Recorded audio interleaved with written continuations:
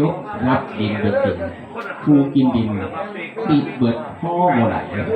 แต่เรื่อยเป็นมนุษย์อยู่ในวงมนุษย์นี่แหละแต่ตามชาติสมัยพุทธกาลเป็นหลงมากเนาะกระตำแต่หาเป็นวิทยาศาสตร์ของเขาจะเกิดทุกกองดินของที่เขากินในดิน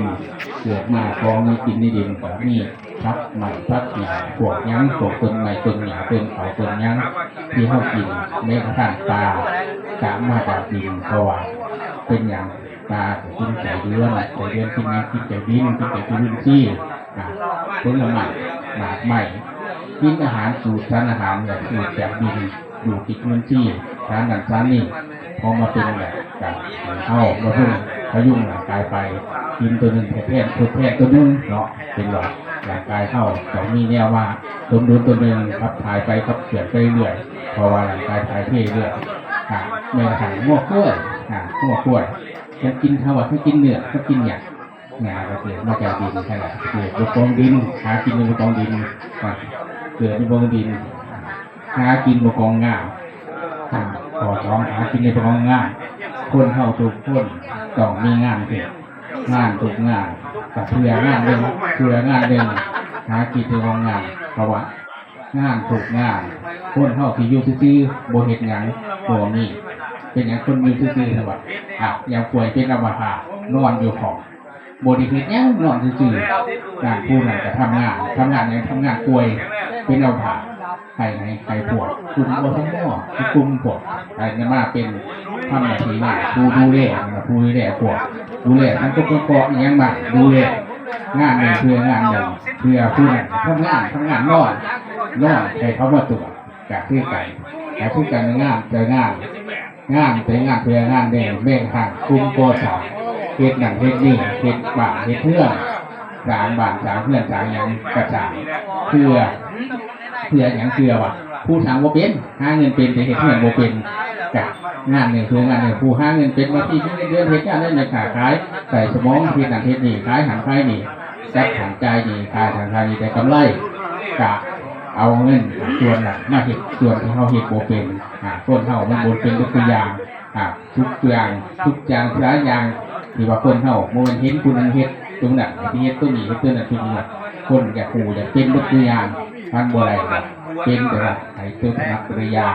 แม้กระทั่งนักเรียนครูมือส่งเรียนหนังสือเป็นกี่เขาเพียนไปเรื่อยเอาแต่ดีสอบเนาะเทียมมอตัว4มอตัว5หอดไปขุดจังหวัดสอบไหนยังจังหวัดสอบเราคู่มือเขาแยกกระแตผิดยกม.3ที่ไปใช้ใดผู้ที่ไปใช้อาชีพผู้ที่ไปใช้ธรรมดาเหลือแต่เนี่ยไปใช้อาชีพเขาเรียกอาชีพอย่างนั่นก็คือการทำงานเกิดเป็นปฏิภาณที่เมื่อทำงานว่าแล้วเมื่อทำงานเนี่ยอะไรเงินได้ยังมีเงินมีทองพอมีคุณมีทองทำงานในกองเงินตลอดใส่เงินใส่ใจผู้หากินพออยู่พอกินผู้อยู่พอกินกะบริษัทลังผู้อยู่พอกินกะหาบ่องเที่ยวนะบ่ยังไปเรื่อยๆในชีวิตของคนอยากเที่ยวอยากสบายอยากเที่ยวเห็นเขาเที่ยวมองอย่างผู้ทับเบิกหมักวิทะเลหมักเลี้ยงหมักแม่กระทั่งโครงงานของอบตเป็นตั้งแต่ปียังจัดนำเที่ยวหนีเพื่อขาดแบบการทำงานขาดแบบอย่างทุกอย่างเกิดหากินมาของงานเพราะได้งานนะครับได้เงินกับหาเที่ยวนั่นเที่ยวนี่เที่ยวเพื่อเห็นหางทิ้งเหลี่ยมาพัฒนาตัวเองหรือมาพัฒนาบ้านตัวเองถ้าเข้าโบเห็นของอื่นถ้ากระโบของตัวเข้าก็คือว่าเห็นหางทิ้งหนีมากการเที่ยวเพื่อนกำลังลูกเงินเพื่อทุกดินหากินของงานกำลังเงินเดินเขากองไฟหวังอายุหลายเดี่ยวประมาณที่หาทิพย์เดินเขากองไฟอย่างไรไฟพญาไฟโลค่าจิตเลื่อมปวดแขนปวดขาตาเหมือนตาล่าเนี่ยห้ามขาหนีแต่เนี่ยโบเห็นเลยทั้งหลักของชีวิตมันเริ่มทำงานของมันเลยตาล่าไฟพญาไฟยังบางคนกับเป็นเบาหวานแข็งหันเป็นหนีโรคทุกอย่างแต่ว่าในช่วงนี้เป็นไปเรื่อยๆบางคนกับที่หาทิพย์ทิ้งขันมรณะบางคนกับหอดเข่าทิพย์จากที่มรณะบางคนกับแต่ทิพย์หลอดเดี่ยวเตะ บุญกรรมของไผมั่นวาสนาของไผมั่นอยู่คือกัน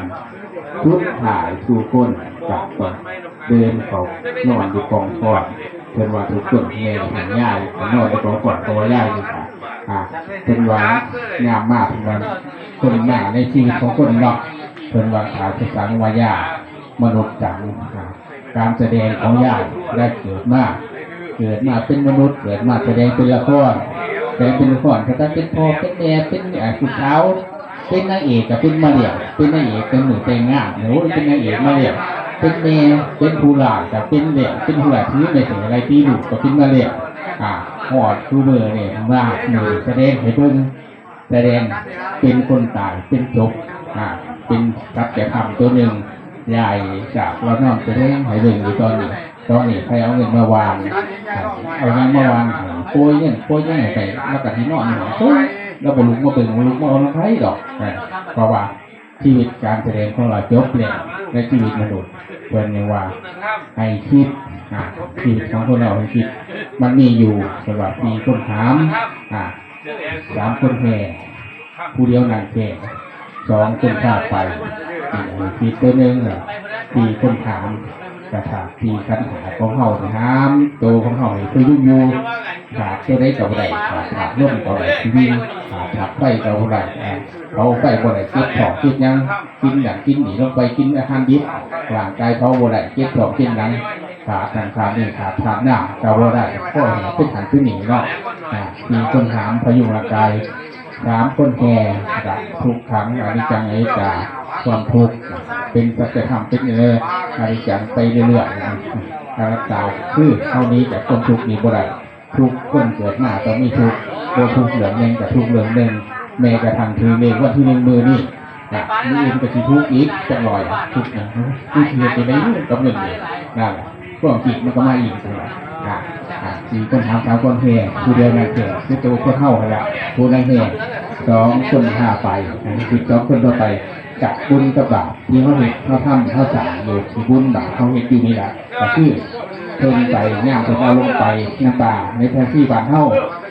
ทั้งนี้บาปมี2 บาปเป็นชายบาปข้างขี้ใช่ไหมใส่หนามไปเป็นว่าตั้งหนามไปเจ้าหนามไหวเต็มจังไป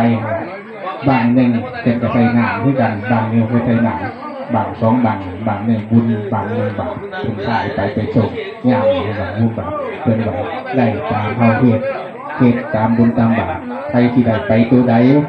กายูที่ตอนเข้าที่ว่าที่สิ้นลงไปคิดไปทางบุญคิดใจไปทางบุญจะถือไปใส่ทางบุญก่อนคิดไปทางบาปจะถือไปใส่ทางบาปก่อนเพราะว่าเป็นอย่างคิดใจหมกไปทางใดเป็นทางใดของทุกอย่างมาลบผ่านกันบ่ได้เพราะว่าทุกสิ่งทุกอย่างต้องได้รับกรรมทุกอย่างก็ผลการกระทำใช้เหตุนั้นใดใช้น้ำพันเด่นที่การเข้าปลูกเขาก็ได้เขาปลูกม่วงก็ได้ม่วงปลูกพักหวานก็ได้พักหวานแต่ละตามธรรมดาเนาะข่าวชุดนี่อาจจะมากับขอหลักงานคุณสุธีได้ตายเนาะนำข่าว3 ไปบอกคุณยายฉากร่วงหนังว่าเมื่อนี้มีออกคุณอยากโยมทางร้ายทางหลูกร้านพี่เนาะทั้ง2 ข้อหนังทั้งข้าล่างหนังทั้งบรรลุหมายร้ายที่มาคล้ายตะบนมาทำบุญเกี่ยวกับธรรมโดยการเจริญธรรมท่านอยู่พบใจภูมิใดก็ขอให้มาอนุโมทนาสาธุการในบุญกุศลทางนี้ทางทุกข์ก็ขอให้พ้นจากทุกข์ทางนี้ความสุขก็ขอให้มีความสุขจริงไปอีกประการหนึ่งอาจมาขอหลักหน้าคุณพระกิณาใจมาเมื่อใช่ให้ท่านทั้งหลายจงมีความสุขความเจริญเนาะเจริญโดยอายุวันนะสุขะพละเผยพันธนาทานสมบัติพันธุคุณเหยียบผลท่านปรารถนาทีหนึ่งประการใดความปรารถนานั้นประกอบด้วยคุณธรรมทีมทำอย่างดีๆก็ขอให้ความปรารถนานั้นประสบความมาปรารถนาทุกตนทุกคน